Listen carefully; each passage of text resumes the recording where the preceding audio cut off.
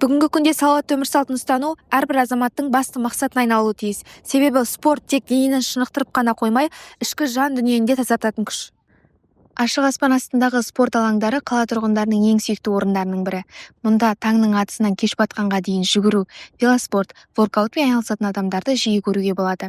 Мұндай алаңдар тек спорт үшін ғана емес, бір-бірімен араласу, шабыт алу, салауатты өмір салтын насихаттау алаңы іспеттес. Астанада осындай кеңістіктер жыл санап көбейіп келеді. Бұл қаланың дамыған инфрақұрылымы мен тұрғындардың белсенділігінің көрінісі. Қазір біз триатлон саябағындамыз. Мұнда кешкі және таңғы уақыттарда қала тұрғындары белсенді түрде спортпен айналысады. Астанадағы ең танымал спорттық орындардың бірі триатлон паркі. Бұл жер салауатты өмір салтын ұстанатындар үшін нағыз тартылыс орталығы. Мұнда жүгіру жолақтары, веложолдар және ашық жаттығу алаңдары заманауи талаптарға сай жабдықталған.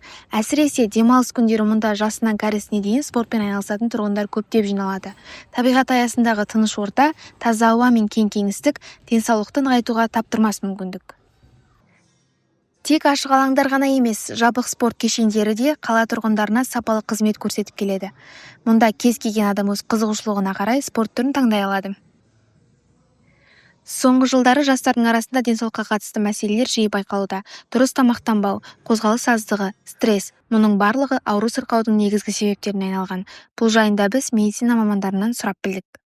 Қазіргі жастар неге жиі ауырады? Қазіргі жастардың жиі ауру себебі олардың отырықшы өмір салты болып табылады.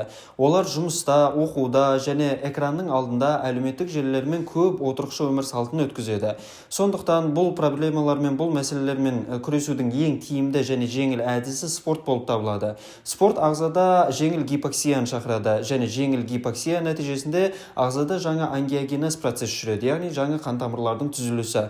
Сондықтан да спортпен шұғылданатын адамның жүрек қантамыр жүйке ауруларымен байланысы азырақ болады. Сонымен қатар спорт жүйке ауруларымен де күресуге жақсы бір әдіс болып табылады. Себебі спорт стресспен күресудің негізгі жолы.